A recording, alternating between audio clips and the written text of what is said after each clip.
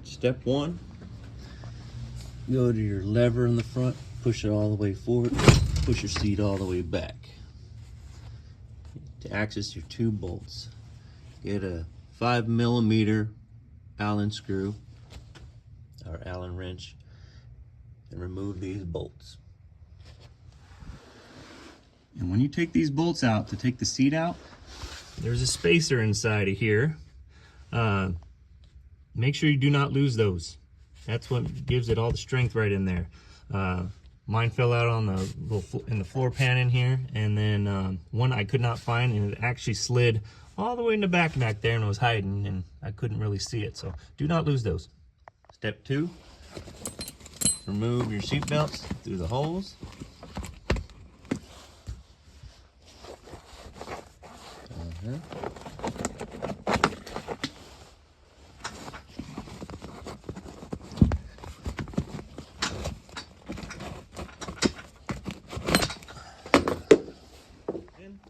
Push your whole seat forward and it'll come out of these brackets right here, and it should lift right out.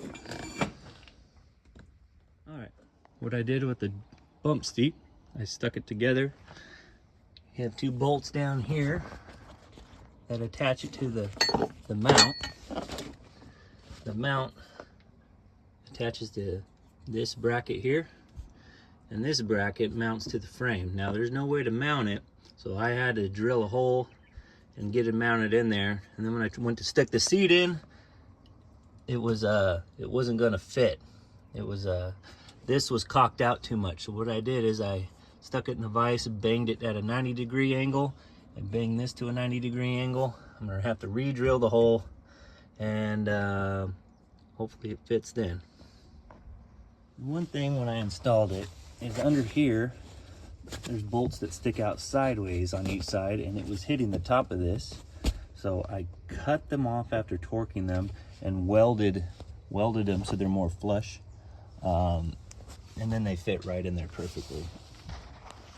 So the seat belt attaches down in there. There's a bolt that goes along the edge there. You feed it through, and that's where the bottom part attaches. You feed the top part through the back, comes out the back of the seat, and then you tie it to your bar right here and adjust it as needed. So when you install the bump seat and you put the seat back in, you make sure this part goes in first behind the seat. Otherwise it will be a little bit have a little bit of wiggle room, and with both of them in the back, it's the support plus you got the supports in the back, makes it way more rigid, like it's hardly moving at all. And then there's not much else to it. Still got plenty of room for the shifter. It won't get in the way, and yeah, it's comfortable when the driver and passenger sits as well, and then they could put their feet up here on the seat if they'd like. And still got room for one